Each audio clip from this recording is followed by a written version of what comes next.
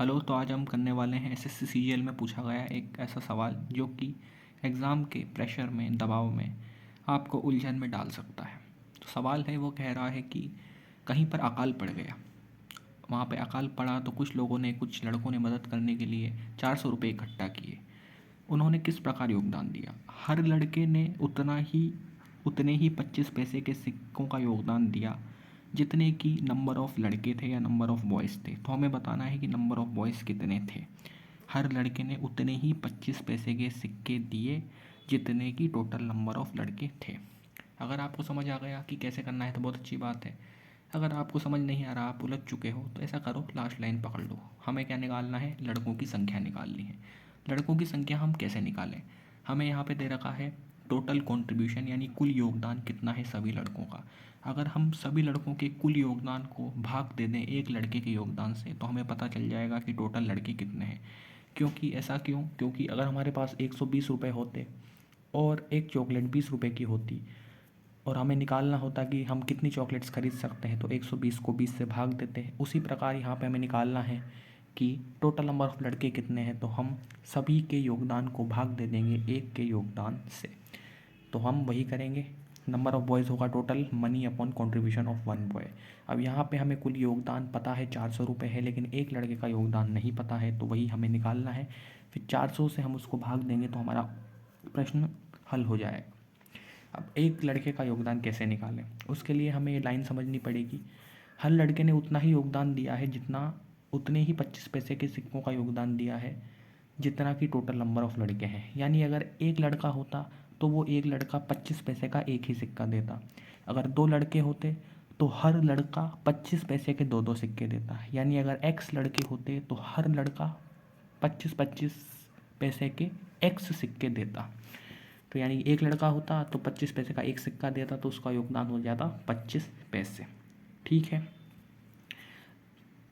तो ऐसा मत करना कि अब 400 को 25 से डिवाइड कर दो तो 16 आंसर आए। नहीं, ये गलत हो जाएगा, क्योंकि वो हमने माना है अगर एक लड़का होता तो कितना कंट्रीब्यूशन होता, लेकिन यहाँ पे एक नहीं है लड़का, लड़के ज़्यादा हैं, हमें पता भी नहीं है कितने हैं, तो हम मान लेंगे कि x हैं। अगर एक लड़का होता तो योगदान होता 25x। अगर x लड़के होते तो कितने सिक्के देता? x ही सिक्के देता। कितने के देता? 25 पैसे के। तो योगदान कितना हो जाता? 25 इंटू एक्स, यानी 25x पैसे। योगदान जो है पैसे में है, रुपये में नहीं है। ठीक है। तो अगर x लड़के होते तो एक लड़के का योगदान होता इतना 25x। ठीक है। लेकिन अब ये मत करना, यहाँ पे कंफ्यूज मत हो जाना, ये जो योगदान है ये एक्स लड़कों का नहीं है, ये एक ही लड़के का है। क्योंकि अगर एक्स लड़कों का योगदान है और फिर उसको 400 के बराबर कर दोगे कि हाँ यहाँ पे 400 दे रखा है कुल योगदान और एक्स लड़कों का 25x है, तो एक्स की वैल्यू 16 आ जाएगी, आंसर गलत हो जाएगा। ऐसा नहीं है। अगर एक्स लड़के होते तो हर लड़का 25x पैसे देता। तो यहाँ गलती मत करना। अब देखो, हमें क्या दे रखा है कि टोटल कंट्रीब्यूशन 400 है। हमने एक लड़के का योगदान निकाल दिया, तो सभी लड़कों का भी हम निकाल सकते हैं। कैसे निकालेंगे? एक लड़के का अगर योगदान 25x है तो दो लड़कों का क्या होता? 25x इंटू दो। उसी प्रकार अगर x लड़के हमने माने हैं तो उनका क्या होगा? 25x इंटू एक्स, यानी 25x स्क्वायर। लेकिन ये जो वैल्यू है वो पैसे में दे रखी है, तो हमें रुपये में भी कन्वर्ट करना पड़ेगा। तो क्या आएगा? 25x square by 100। क्यों करना पड़ेगा? क्योंकि हमें इसको 400 के बराबर करना है और वो रुपये में दे रखा है, तो इसको रुपये में कन्वर्ट करोगे तो आएगा x स्क्वायर बाय 4, फिर x की वैल्यू निकालोगे तो 40 आएगी। अब मैंने कहा था कि आपको यहाँ भाग देना पड़ेगा, लेकिन सॉल्व करने में भाग देने की ज़रूरत ही नहीं पड़ रही, क्योंकि x जो है वो हमारा लड़कों की संख्या थी और वो आ चुकी है 40। तो आपको आगे सॉल्व करने की ज़रूरत नहीं है, आप आंसर मार्क कर दीजिए। ये आपको सिर्फ समझाने के लिए था कि अगर कुछ समझ नहीं आ रहा तो इस अप्रोच से करो, तो आपको समझ आ जाएगा कि आगे कैसे बढ़ना है। और अगर आप करना चाहते हो तो करके देख लो। यहाँ पे क्या कंट्रीब्यूशन ऑफ वन बॉय से डिवाइड करना था। एक लड़के का कंट्रीब्यूशन कितना था? 25x। x कितना आया है? 40। 25 को 40 से गुणा करोगे 1000 पैसे आएंगे, यानी 10 रुपये आएंगे। फिर 400 रुपये को 10 से करोगे तो भी 40 ही आएगा। तो दोनों तरीके से 40 ही आंसर आ रहा है, यानी हमारी अप्रोच सही है।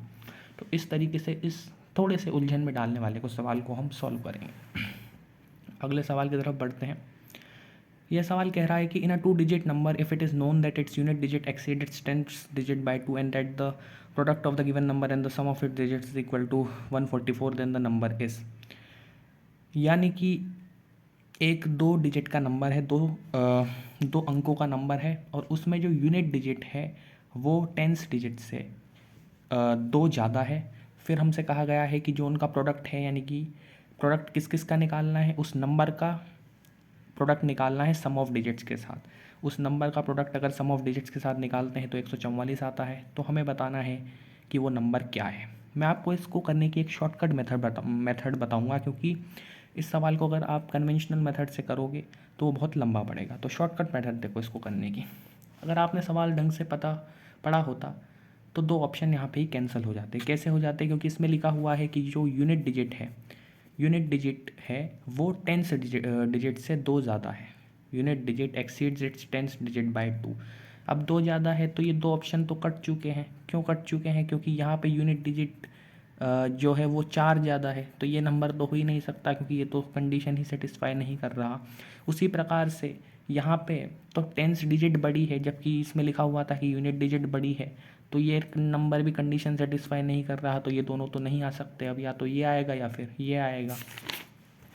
अब आप देखोगे मैंने यही लिख रखा है कि 42 और 26 नहीं आ सकते। ये क्यों नहीं आ सकता? क्योंकि यहाँ तो 10 डिजिट बड़ी है। और ये क्यों नहीं आ सकता कि यहाँ डिफरेंस 4 आ रहा है, जबकि बताया गया था कि जो है यूनिट डिजिट केवल 2 ही ज़्यादा है। तो ये दोनों तो नहीं आ सकते। अब देखो, नंबर को हमने मान लिया 10x + y, क्योंकि वो एक 2 डिजिट का नंबर है। 2 डिजिट के नंबर को हम ऐसे ही रिप्रेजेंट करते हैं 10x + y। हमसे कहा गया था कि उनका प्रोडक्ट 144 है। ठीक है, उनका प्रोडक्ट 144 है। अब देखो हमारे जो आंसर है वो क्या क्या हो सकते हैं? या तो 46 हो सकता है या 24 हो सकता है। अब या तो 46 होगा या 24 होगा, और 10x + y x + y करने पर 144 आ रहा है। 144 को हम क्या लिख सकते हैं? 6 × 24 लिख सकते हैं। 144 को हमने क्या लिख दिया? 6 × 24, और 144 इसके बराबर है, यानी कि ये जो वैल्यू है 10x + y और x + y वो भी आनी चाहिए 6 × 24 ही आनी चाहिए, 10x + y x + y, क्योंकि ये 144 के बराबर है और उसको हमने ऐसे लिख दिया। अब देखो, अब ये ऐसा आ चुका है तो 10x + y जो कि हमारा नंबर था वो क्या हो जाएगा? 24 हो जाएगा। ठीक है, अब क्यों हो जाएगा 24? क्योंकि x + y से ये बड़ा ही होगा। सिंपल सी बात है कि x + y है, उससे तो ये वैल्यू बड़ी आएगी, क्योंकि पहले 10 से गुणा किया है फिर y ऐड किया है, तो 24 आएगा। अब मुझे कैसे पता कि 6 × 24 इसमें ही तोड़ना है? क्योंकि मेरे जो ऑप्शंस थे वो 46 और 24 थे। अब 46 को आप डिवाइड करके देखोगे 144 से तो वो नहीं आ पाएगा, वो फ्रैक्शन में आएगा, क्योंकि वो डिवाइड ही नहीं होता, यानी कि 46 आंसर नहीं हो सकता। तो मुझे 24 के हिसाब से ही तोड़ना पड़ेगा, और फिर मैं 24 के हिसाब से तोड़ूंगा तो 6 × 24 आएगा। तो ये मैंने अपने मन से नहीं तोड़ा है, ऑप्शन में इस प्रकार से दे रखा था, इसलिए मैंने वैसे ही तोड़ा है 6 × 24। और आप देखोगे इस नंबर को, अगर 24 को देखो, यहाँ यूनिट डिजिट जो है वो क्या है? 10 डिजिट से 2 बड़ी है, तो ये कंडीशन ये सेटिस्फाई कर रहा है। ठीक है, तो हमारा आंसर 24 हो जाएगा।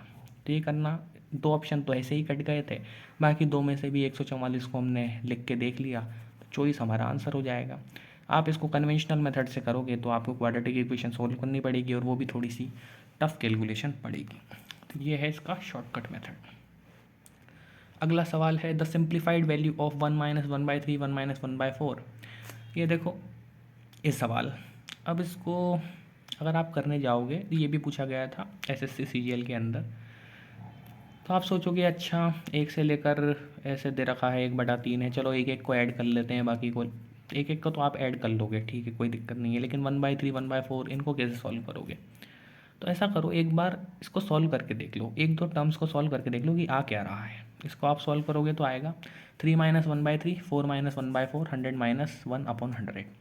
ठीक है, अगर आप सॉल्व करने जाओगे तो 2/3 फिर 3/4 फिर 4/5। अरे आप देखोगे तो 3 से 3 कट गया, 4 से 4 कट गया, 5 से 5 कट गया। इस सीरीज में तो सब टर्म्स कैंसिल होती जा रही हैं, केवल 2 टर्म्स के अलावा। एक तो ये 2 है वो कैंसिल नहीं होगा, और ये जो 100 है वो कैंसिल नहीं होगा। क्यों नहीं होगा? क्योंकि इसमें क्या हो रहा है, जैसे ये ऊपर वाली जो टर्म है वो इस नीचे वाली टर्म से कैंसिल हो रही है, मतलब पिछली टर्म से कैंसिल हो रही है, लेकिन यहाँ पे इसके पहले कोई टर्म नहीं है तो 2 कैंसिल नहीं हो पाएगा। उसी तरीके से जो नीचे वाली जो टर्म है वो आगे वाली टर्म से कैंसिल हो रही है, लेकिन यहाँ पे इसके आगे कोई टर्म नहीं है, इसीलिए 100 भी कैंसिल नहीं हो पाएगा। तो 2/100 1/5 50 आंसर आएगा।